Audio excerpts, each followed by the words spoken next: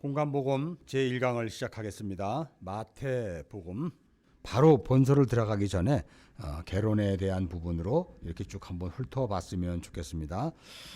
마태복음은 여러분 아시다시피 복음서죠. 복음을 유앙겔리온이라 그러잖아요. 가스펠이라기도 하고요. 가스펠, 갓과 스펠, 하나님과 하나님의 말씀 이런 뜻이죠. 마태복음의 표제는 카타, 마타이온, 유앙겔리온 이렇게 기록되어 있습니다. 그러니까 마태의 복음이다.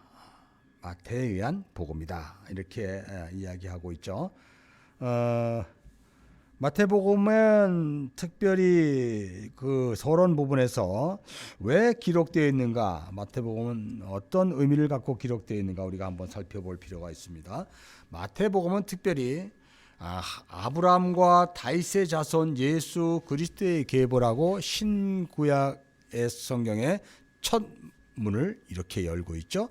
마태복음 1장 1절 한번 봅시다. 아브라함과 다윗의 자손 예수 그리스도의 계보다. 여러분이 마태복음 1장 1절이 창세기 1장 2절과 상응하는 내용이라는 것을 여러분 한번 염두에 두시기 바랍니다.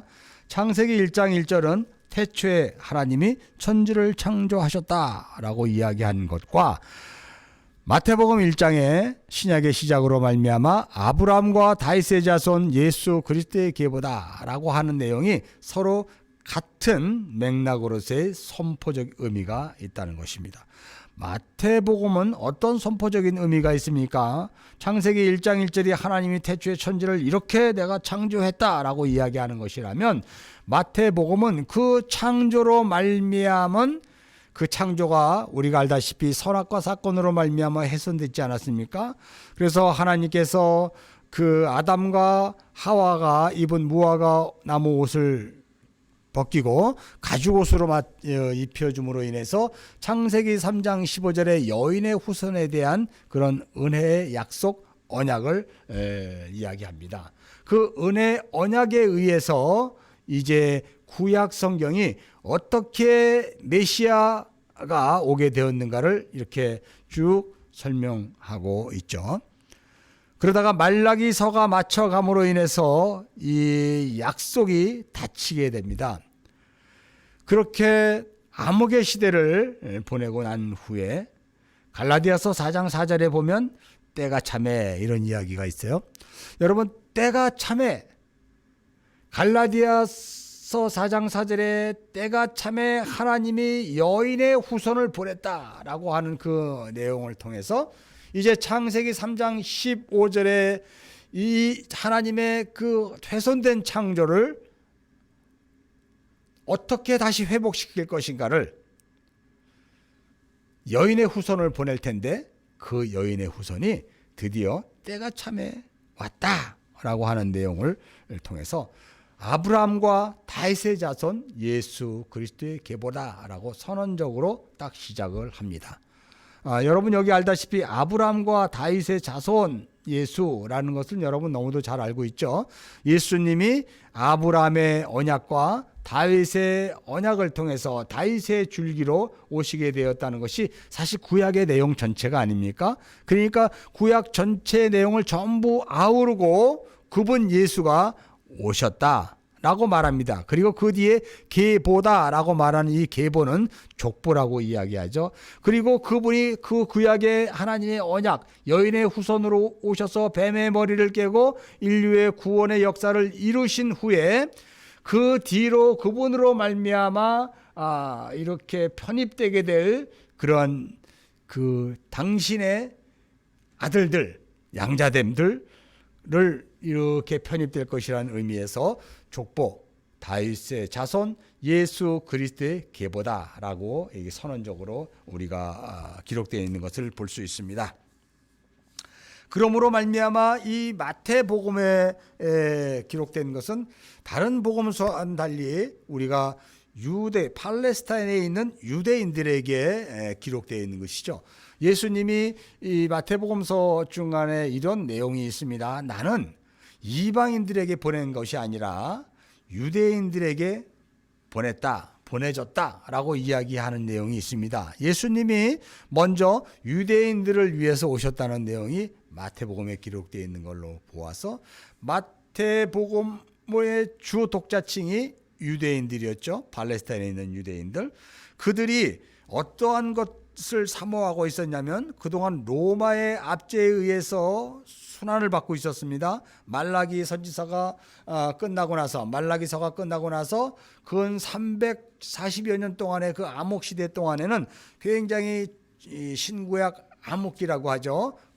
그런 고난과 고통 속에서 이 이스라엘 백성들은 구약 전체에서 계속 이야기하고 있는 메시아 사상에 대해서 아주 많은 사람들이 간절히 소망하고 있습니다. 이스라엘을 구원할 메시아, 그가 언제 올 것인가라는 소망을 갖고 있었죠. 그렇게 그 구약의 예언에 따라서 곧 그리스도 메시아가 올 것이다라는 것을 갈망하는 유대인들에게 이제 이 예수님의 제자 중에 하나인 마태가 그 내용을 복음서를 기록하게 됩니다. 그래서 유대인들에게 다윗의 자손 예수가 유대인뿐만 아니라 아까도 얘기했던 것처럼 그리스도 예수로 말미암아 그 족보에 편입되는 것 같이 그 온 인류 죄로 말미암아 사망에 죽어갈 수밖에 없는 온 인류가 대망하던 메시아다라고 이야기하는 그분은 유대인의 왕으로 오셨고요. 또한 유대인들의 그렇게 알고 있는 그 율법과 또한 그것을 성취하기 위한 제사장으로 오셨고요. 또한 그것에 대한 선지자로 오셨다는 것을 보여주기 위해서 팔레스타인에 존재하고 있는 유대인들을 위해서 기록했다라고 이야기하고 있습니다. 그러므로 말미암아 여러분 우리가 생각할 때 예수님이 오셨을 당시에 예수님이 십자가에 죽으시고 부활하시고 하늘로 승천하실 때 예수님의 제자들은 사실 120문도밖에 있지 않았습니까? 그러나 오순절 성령 강림으로 말미암아 믿는 자들이 수가 날로 더해져서 엄청 많은 수의 그 그리스도 예수를 믿는 사람들이 예루살렘에 있었다는 얘기죠. 그런데 예수님이 부활하시고 나자 그들의 신앙이 이제 위기가 찾아오게 됩니다. 어떤 위기입니까? 기존에 있었던 유대교에 대한 갈등과 그리고 로마에 대한 갈등과 핍박 속에서 이제 이들이 신앙적인 정신적인 어떠한 그런 그 기둥이라고 할까요? 그 어떤 보고 따라가야 될 어떤 그런 것들이 없는 그러한 절망적인 상태에서 마태가 이 마태복음을 기록했다는 것입니다. 그래서 특별히 마태복음은 유대교에 굉장한 뿌리를 내리고 있는 사람들을 향한 복음의 선포라는 것이죠. 그래서 특별히 이 마태복음은요, 율법과 전통에 익숙해 있던 그들에게 복음이 어떤 것인가를 설명하기 위해서 율법과 유대 전통에 대한 예수님과의 어떤 그러한 내용, 담화 내용들이 많이 기록되어 있죠. 그래서 마태복음은 어떻게 구약에서 여인의 후손이 오게 되어 그 약속이 성취되었으며 또한 새 언약이 어떻게 도래했는지를 우리들에게 자세히 알려주고 있다는 것입니다. 그래서 다른 복음서에 비해서 마태복음은 구약의 인용이 아주 두드러지죠.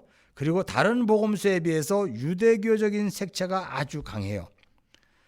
그러다 보니까 그 내용이 예수와 유대교 지도자들 간의 대립이 갈등이 아주 많은 구조를 이루고 있습니다. 그리고 유대 율법과 전통을 예수님이 어떻게 해석하는가 강화 사건들로 이렇게 증언하고 있죠. 그러므로 말미암아 마태복음은 구약과 신약의 다리 역할을 하는 아주 중요한 문서라는 것이죠. 특별히 산상수훈을 통해서 구약의 율법을 다시 재해석해 줌으로 말미암아 오늘날 복음이 무엇인지를 우리가 다시 한번 깨닫게 하는 아주 중요한 내용들이 많이 들어 있습니다. 이 마태복음의 저자는 아까도 이야기했지만 마타이온 유앙겔리온이라는 그런 내용을 통해서 마태다라고 이야기하죠. 마태가 저자인 것을 지적해주는 두 가지 사실이 있어요. 그가 하나는 셀이고요. 그가 레이라는 이름을 가졌다는 것입니다. 특별히 본서에서 사용되는 마태복음에 사용되는 언어는 AD 1세기형 팔레스타인 지방에서 널리 사용되어 있는 헬라어, 아람어로 많이 사용되었죠. 그리고 특별히 세리는 그 직무상 사회 통용어인 이 헬라어를 유창하게 구사할 수 있어야 했죠. 그리고 속기술이 뛰어나서 문서를 베끼거나 기록하는 일에 아주 능숙한 사람이었다는 것이죠. 그래서 마태가 이 복음서를 자기가 그 세리로서 있었던 직업과 비슷한 내용들로 대차대조표를 기록하듯이 아주 섬세하게 그리고 자세하게 내용별로 요약해서 기록한 것을 우리는 볼 수 있습니다. 특별히 마태복음 13장 52절에 천국의 제자된 서기관은 이렇게 이야기하면서 마태는 자신이 천국의 서기관이었다라는 것으로 이렇게 암시하는 내용도 사실은 나옵니다. 유대인들이 그 율법 토라를 기록하고 하는 사람들을 서기관이라고 했잖아요. 그와 마찬가지로 마태는 하늘의 복음, 예수 그리스도의 복음을 이렇게 기록하는 서기관이다라는 것으로 마태복음 13장 52절에 자신을 살짝 비친 적이 있습니다. 또한 특별히 그가 세리다 보니까요, 마태복음 안에는 세리에 대한 언급이 아주 자주 나오고 있습니다. 그리고 세리와 함께 그 당시 사회에서 유대인들뿐만 아니라 모든 사람들에게 이 배척받고 무시당하고 그러한 이 창녀에 대한 이야기, 또 과부에 대한 이야기, 또 이런 그 문둥병에 대한 이야기들을 많이 기록한 것으로 볼 수가 있죠. 또한 이 레위라는 이름은요, 사실은 개인의 이름이 아니라 지파의 명칭일 것이다 라고 이야기해요. 그가 레위 마태거든요. 그는 레위 지파의 사람이었다는 것이죠. 그래서 이스라엘 지파의 전통과 상세한 내용들에 대해서 아주 잘 알고 있었다는 것이죠. 그러므로 마태는 예수와 정통 유대인들 간의 갈등 관계를 아주 상세하게 묘사할 수 있었던 것을 볼 수가 있습니다. 특별히 마태복음의 우리가 독자는 유대 출신 유대인이라, 유대에 살고 있는 유대인이다. 우리가 저는 얘기했습니다. 다음에 이제 기록 목적을 우리가 한번 볼 것 같으면요. 마태가 본서를 기록할 당시의 종교적인 상황은 유대 회당과 교회의 잦은 충돌이 있었습니다. 그래서 유대교와 기독교의 분열이 거의 확정적인 단계에 있었죠. 또한 초대교회 내에서도 유대인 개종자와 이방 개종자와의 갈등이 점차 증폭됨으로 인해서 이방 개종자들도 교회의 주요한 역할을 감당하게 되죠. 이럴 때 이미 마가복음은 기록되어 있었고 그 마가가 예수 그리스도의 행동을 강조했는데 그분의 말씀, 강화, 교훈, 설교 이런 내용들을 별로 기록하지 않았어. 마태는 아마 그런 행동보다는, 예수님의 행동보다는 말씀이라든가 설교라든가 교훈을 아마 집중적으로 기록했을 것 같습니다. 특별히 예수 그리스도의 사건이 인간들에게 주는 의미와 또한 더욱이 초대교회가 직면한 이 문제가 있었죠. 세 가지 문제인 구약의 율법만을 주장하는 유대교와 그 유대교 출신 개종자가 예수 복음과 구약의 관계성에 대한 질문들, 그리고 그것을 어떻게 답변을 해줄 것인가. 또한 기독교로 개종한 이방 출신들이 선택된 민족인 유대인들과 그들에게 주어진 율법을 자신의 믿음과 어떻게 조화시킬 것인가에 대한 두 번째 문제와, 그리고 구약 사람들이 율법이라는 행동 기준이 있는데 새 시대를 주장하는 교회의 행동 기준은 과연 어떻게 해야 되는 것인가라는 물음에 아마 이 마태복음을 기록한 목적이 있지 않나, 이렇게 우리는 볼 수 있습니다. 마태복음의 신약적 주제는 예수는 구약에로부터 예언된 메시아였다. 그리고 예수 그리스도의 교훈은 새로 출범하게 될 교회에 대한 새로운 율법 수여자로 오셨다라고 이야기하고요. 또한 마태복음에서 주된 그 내용이 하나님 나라거든요. 천국은 이렇게 이야기하는데, 그 천국에 대한 것은 바로 이 땅에서만이 아니라 새 하늘 새 땅까지를 포함한다는 신학적인 주제를 가지고 있습니다. 그리고 먼저 유대인들을 통해서 교회는 구약을 계승하나, 구약을 버리는 것이 아니고 구약을 계승하나 이방인까지 포함되어 있는 새로운 신앙 공동체로서의 출발을 선포하고 있죠. 그래서 마태는 유대인들이 대망했던 메시아가 바로 예수였다는 것, 기름 부음 받은 자라는 것을 이 마태복음서 안에서 공포하고 있습니다. 그는 로마의 통치를 해방시킬 구원주의 범위를 뛰어넘어 그 십자가의 대속적인 죽음을 통해서 보다 더 근본적인 인류를 죄로부터 해방시키는 것을 선언하셨죠. 따라서 예수의 왕국은 정치적인 목적이 아니라 영적인 것이 다분히 많다는 것이죠. 그래서 그 증거가 주기도문이잖아요, 여러분. 그렇게 예수는 구약에 약속된 메시아며 인류의 구원의 대속사역을 진정으로 성취하실 분을 입증하기 위해서 구약 성경 거의 90회 이상을 구약 성경을 인용함으로 말미암아 그리스도의 예수를 설명하고 있죠. 특별히 여러분 마태복음의 구절을 한번 살펴보았으면 좋겠네요. 마태복음은 특별히 예수의 생애와 사역을 시간순으로 기록한 전기나 어록이 아니고요. 성도의 신앙의 대상인 예수의 교훈과 사역을 신앙 고백적 관점에서 증거한 복음서다. 그러니까 그 다른 복음서와 마찬가지로 누가복음과 같이 사역의 예수의 생애와 사역을 시간순으로 기록하는 것이 아니라는 것이죠. 주제별로 기록했다라는 것에 더 가깝습니다.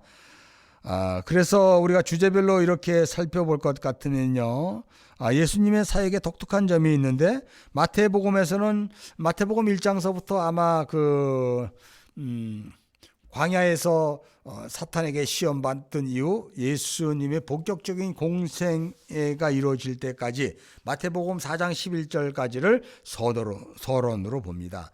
그리고 마태복음 4장 12절부터 우리가 씨 뿌리는 비유에 나오는 13장까지를 갈릴리 사역이라 그래요. 왜냐하면 13장까지는 예수님이 다른 데 가시지 않고 갈릴리에서만 사역을 하셨어요. 그 다음에 14장 1절서부터 16장 12절까지 이제 예수님이 팔레스타인 북방, 갈릴리 북쪽 그 헬몬산 쪽까지 가서 사역을 하는 그 내용들로 기록되어 있고요.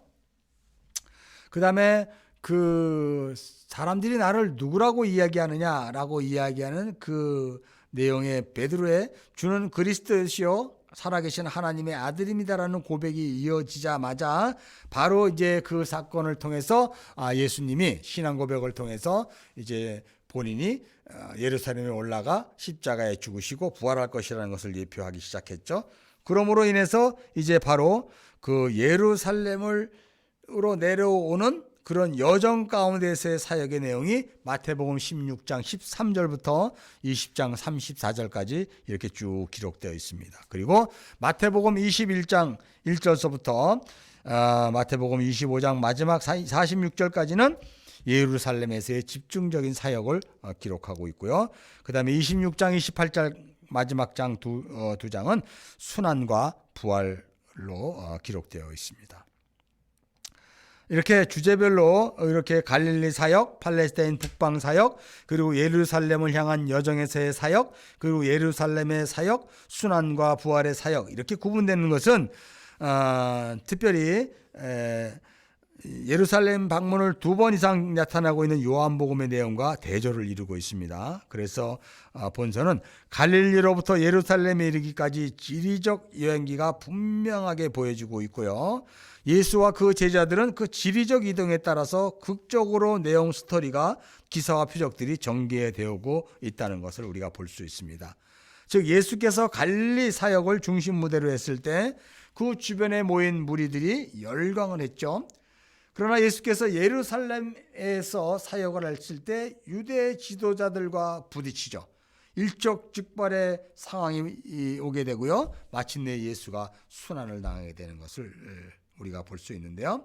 이렇게 갈릴리에서 예루살렘으로 대전환을 맡게 되는 가장 핵심적인 것이 가이사랴 빌립보에서 마태복음 16장 13절에서 큰 획을 이루고요. 베드로의 신앙 고백을 이렇게 주도하신 후에 십자가의 순환을 예고하신 그런 내용으로 볼 수 있습니다. 특별히 여기에서 우리가 마태복음 4장 17절과 마태복음 16장 21절에 이때로부터라는 내용을 우리가 한번 주의 깊게 살펴볼 필요가 있습니다. 여러분, 마태복음 4장 17절에 이때로부터는 어떤 내용입니까? 우리가 마태복음 4장 17절을 한번 찾아보면 예수님께서 회개하라, 이때로부터 예수께서 비로소 전파에 이르시되 회개하라 천국이 가까이 왔노라 라고 말하면서 예수님이 천국이 가까이 왔다는 선포로 시작하죠. 그러니까 복음 사역의 시작을 선포하는 갈릴리 사역의 시작을 말한다면 16장 21절에 이때로부터는 예수님의 그 사역이 이제 무엇을 하러 예수가 이 땅에 오셨는가를 정확하게 보여주는 내용으로 그 분기점을 맞이할 수가 있습니다. 그것을 통해서 우리가 볼 수가 있습니다. 특별히 마태복음에 우리가 아주 독특한 그런 그 구분이 있는데요. 마태복음의 구분을 우리가 여러 번 잘 상기해 보면은 마태복음을 살펴보는데 아주 굉장히 유익할 것 같습니다. 마태복음의 5분법적 구조라고 있습니다. 5분법적 구조. 마태복음이 5개의 어떤 형식의 틀을 갖추고 있다고 얘기하고 있습니다. 즉 이런 내용이에요. 마태복음이 서론이 있습니다, 여러분. 서론은 예수님의 탄생이죠.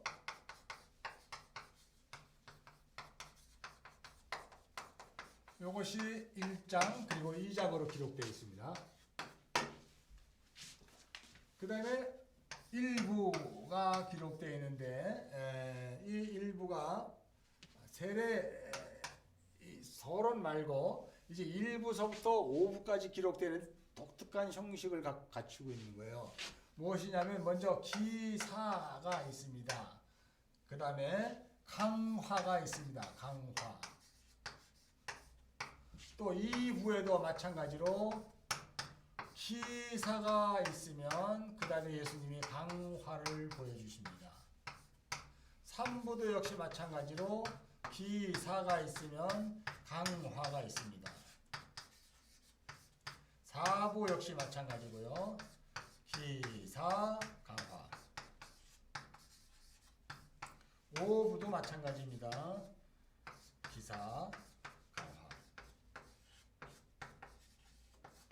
그리고 이제 결론 이렇게 연결되죠. 자, 결론과 서론 사이에 이런 내용으로 구성되어 있다는 것이죠. 그럼 1부에서의 기사는 어떤 기사입니까? 1부에서 기사는 마태복음 3장, 4장이에요. 이 내용이 무엇입니까? 이것은 세례 요한의 사역이죠.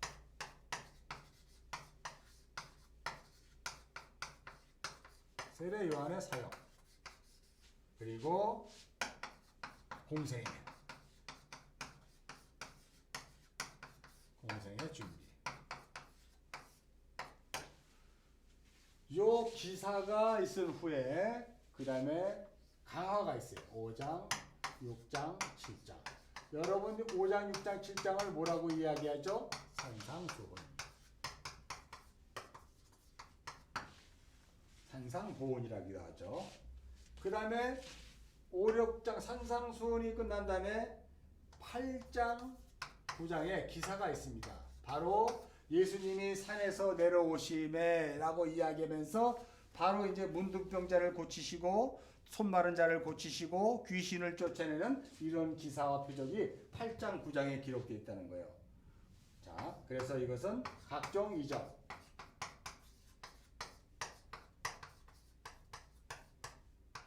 각종 이적과 그 다음에 또 12제자를 임명하죠.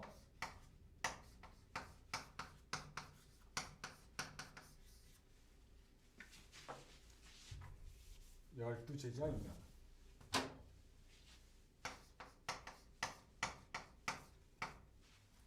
그럼 이 강화는 뭐예요? 10장이죠. 10장은 무슨 강화입니까? 제자들을 어떻게 해요? 제자들을 파송하는 거예요. 그래서 선교의 사명.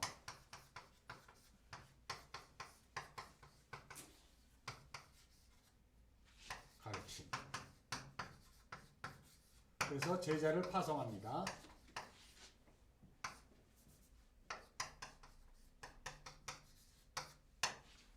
그 다음에 3부에 가면 이제 10장 다음에 뭐가 있을까요? 11장. 그 다음에 12장은 11장에 세례 요한의 순교가 나옵니다. 순교. 그 다음에 안식일 논쟁이 있죠. 그 다음에 강화로는 여러분이 유명한 13장의 강화. 뭐죠? 씨 뿌리는 비유. 하나님 나라에 대해서. 천국은 이렇게 해서 천국 강화가 있습니다. 씨 뿌리는 비유. 그 다음에 4부에서 기사는 뭡니까? 4부는 13장이니까 그 다음에 14장서부터 17장까지. 요거는 예수와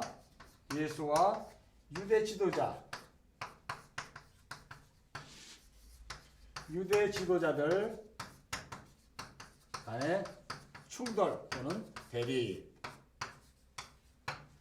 이제 그 기사로 나오죠. 그 다음에 18장이 강화로 붙여주는데 18장은 교회에 대한 것이죠. 용서하라. 베드로의 일은 7번만 용서하면 됩니까? 라는 그 용서에 대한 교회에 대한 내용이에요. 그러니까 제자들에게 앞으로 교회에게 하는 강화예요. 그 다음에 18장 다음에 19장이죠. 19장. 잘 보이시나 모르겠네요. 19장에서 그 다음에 23장까지 어떤 기사가 있습니까? 예, 각종 논쟁. 각종 논쟁과 이제 순환이 예고되죠. 예수님의 순환 보입니까? 순환 예고. 그 다음에 23장 다음이 몇 장이에요? 24장. 24장과 25장. 요거를 그 유명한 다락방 강화라 그러죠. 다락방 강화. 마지막 심판에 대한 내용이 여기서 기록되어 있죠. 감람산 강화 또는 감람산 강화.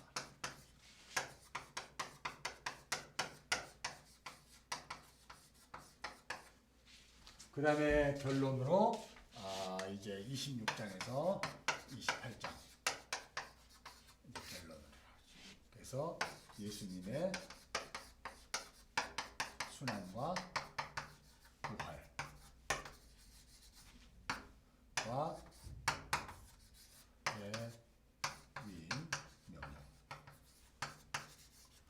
이렇게 마태복음은 똑똑하게 이렇게 1장 서론과 마지막 이 2장을 결론으로 내리면서 1부와 2부와 3부와 4부로 구성하는데 마태복음이 굉장히 긴 것 같지만 굉장히 짧아요. 1부는 이렇게 기사가 되면 바로 강화가 달라붙고요. 기사가 있으면 강화가 달라붙고.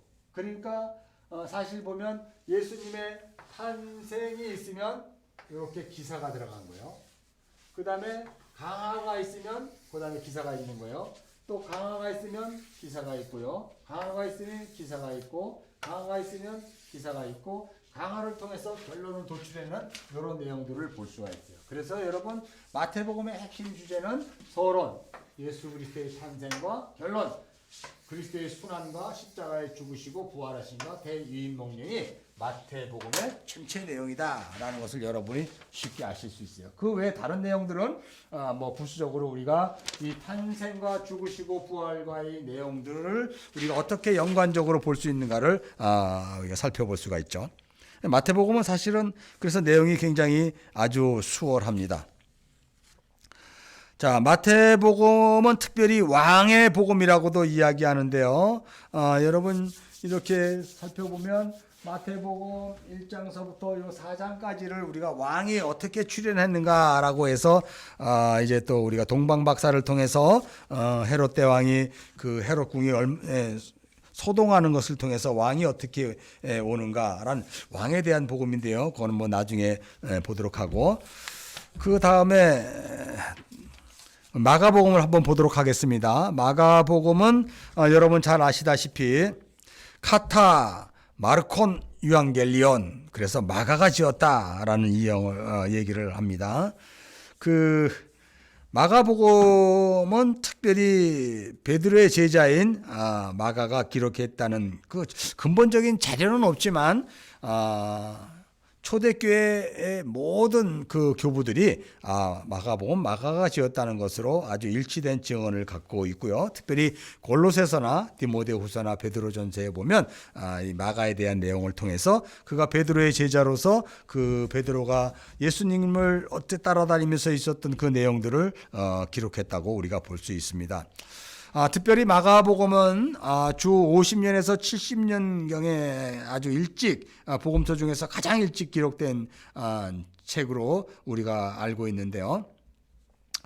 특별히 마가복음의 배경이 되는 것은요, 마가복음은 로마에 있는 한 지도자에게 보낸 글로서 초기 전승에서도 로마에서 기록되었다는 것을 우리가 알 수 있습니다. 특별히 마가는 이방인에게 비교적 의미가 적은 그리스도의 계보나 예언의 성취 등에 관해서는 언급하지 않고요. 특별히 이 유대 본토에 있는 그 유대인들에게 기록되어 있는 책이 아니라 로마에서 박해를 받고 또한 순환을 당하고 있는 로마에 거주하고 있는 그리스도인들에게 이 복음서를 기록한 것을 통해서 이 배경적인 상황을 보면은 마가복음이 어떻게 기록되어 있는가를 우리가 알 수 있습니다.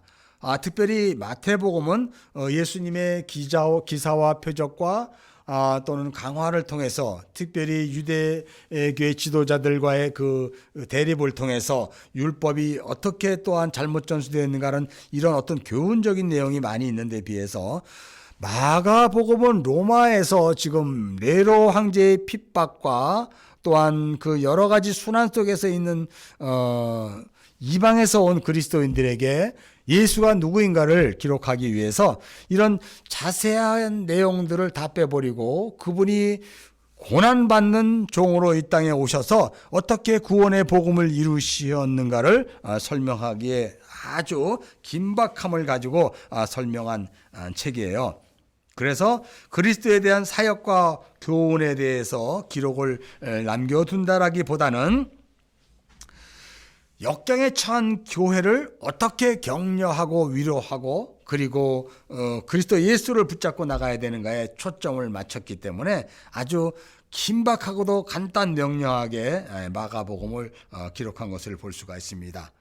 특별히 마가복음에는요, 하나님의 아들이신 메시아 예수 그리스도께서 고난받는 종으로 오셨고요, 로마에서 고난받고 핍박받고 있는 그들과 동일하게 고난받는 삶을 사셨으며 끝내는 하나님의 의와 권능으로 승리하시고 부활 승천하게 되었다는 것을 강조함으로 인해서 고난받는 중에 있는 성도들을 격려할 목적으로 기록되었다고 할 수 있습니다. 마가복음의 특징은 특별히 우리가 이런 것을 기록할 수가 있는데요. 예수님의 사역에 대해서는 아주 간단 명료하게 기록했어요. 예수님의 생애와 사역과 어떤 사건들을 이렇게 간단 명료하게 기록해서 그 사건과 사건이 다른 사건으로 전개될 때 독특한 마가복음의 기록 기법이 있는데 즉시 아니면 때로는 뭐 이런 단어로 곧 이렇게 라는 단어를 사용해 가지고 이 사건과 사건을 신속하게 연결시키는 것을 마가복음에서 볼 수가 있습니다. 왜 그런가 하면 이방에 있는 독자들, 특별히 로마에 있는 독자들을 위해서 이 글을 썼다 그러지 않습니까? 그러면 우리가 그 문화적인 것으로 봤을 때 로마에 있는 사람과 헬라에 있는 사람들, 헬라 문화에 젖어 있는 사람들과 우리가 이렇게 성격을 이렇게 구분해 보면요, 헬라에 있는 쪽에 적혀져 있는 사람들은 사고력이 있고요, 뭔가 이렇게 좀 이렇게 다분히 수심사숙고하거나 그 내용들을 상고하려고 하는 그러한 것들이 강하죠. 근데 로마 사람들은 반도에 있는 사람이라서 그런지 좀 다혈질이에요. 그래서 우리 한국 성도들이 설교를 20분만 지나면 이렇게 벌써 마음이 불안하고 엉덩이가 들썩거리는 것처럼 잊지를 못해요. 로마 사람들은. 그래서 그런 예수님의 사역과 내용과 교훈들을 이렇게 내용을 기록해줘도 로마 사람들에겐 그것이 별로 그렇게 마음속에 와닿지 않을 것 같은 그런 생각이 있었겠죠. 아마 문화적인 배경에 의해서 그렇게 간단명령하게 그런 것을 기록했다라고 우리가 한번 볼 수도 있습니다. 그래서 특별히 이 마가복음에는요, 라틴어에서 출제된 언어들이 많이 있어요. 그 구레네 사람 루포는 사실 라틴어로 되어 있는 그 이름이거든요. 그래서 그 라틴어로 되어 있는 것들이 많고요. 특별히 유대인이라면 누구나 알고 있는 유대교의 풍습, 전통, 지리 이런 것들이 별로 없죠. 그래서 좀 독특하게 유대인보다는 로마에 있는 그리스도인들에 대한 그 내용들이 많이 기록되어 있습니다.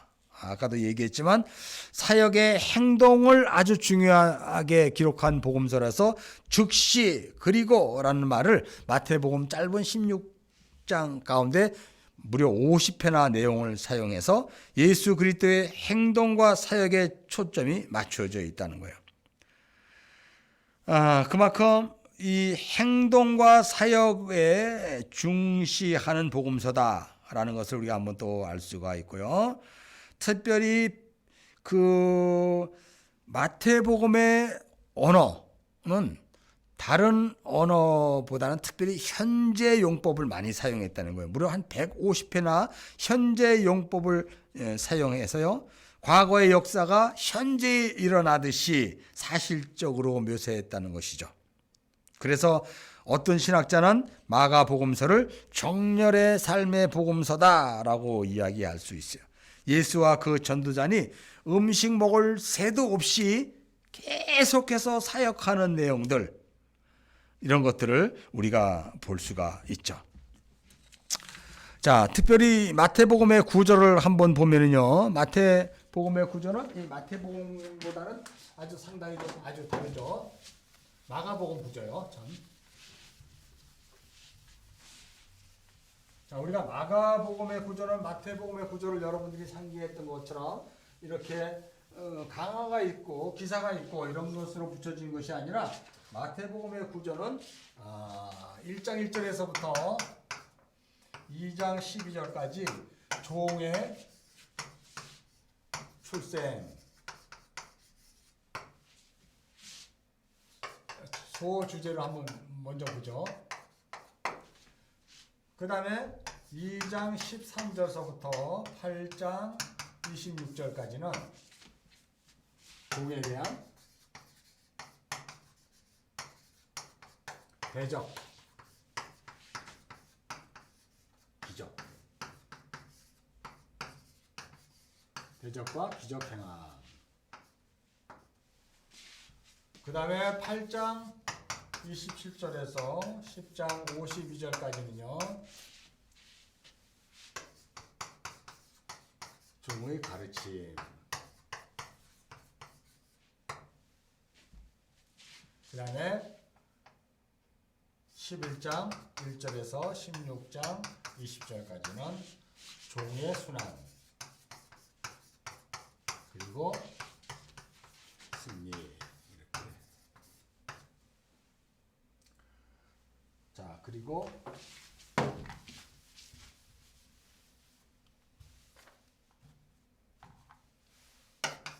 큰 주제를 보면, 대주제를 보면 마태복음은 1장서부터 10장까지 종으로 오신 예수의 섬김. 그 다음에 11장에서 16장까지 종으로 오신 예수의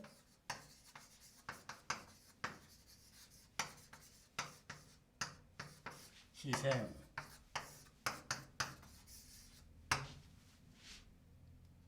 이렇게 볼 수 있습니다.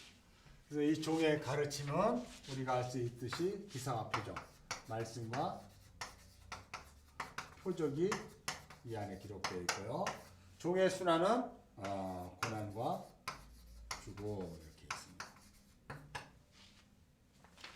특별히 이 마가복음은요 16장까지 전체 예수님이 3년간의 공생애를 기록한 책이잖아요. 그런데 마가복음은 이 3년간을 어디에서 계셨냐면 갈릴리에서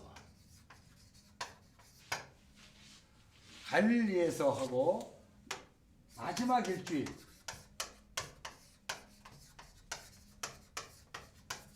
일주일을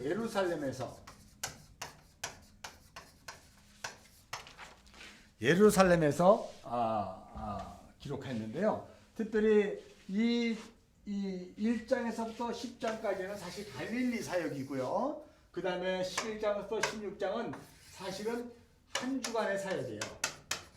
한 주간 동안에 있었던 일을 전부 기록했죠. 무엇입니까? 예수님이 고난받으시고 죽으시고 부활하신 내용이에요. 자, 그래서 마가복음은 어떤 내용입니까? 라고 얘기하면 종으로 오신 예수님의 섬김과 그리고 그분의 희생을 기록한 책이다.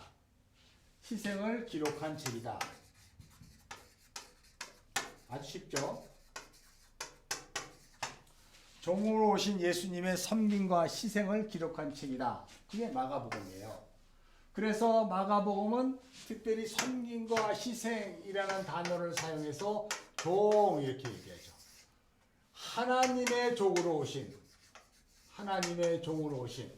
그래서 하나님의 일을 하신 것인데 하나님의 종으로 오셔서 섬기고 희생하셨다라는 것이 마가복음의 아주 구체적인 내용입니다.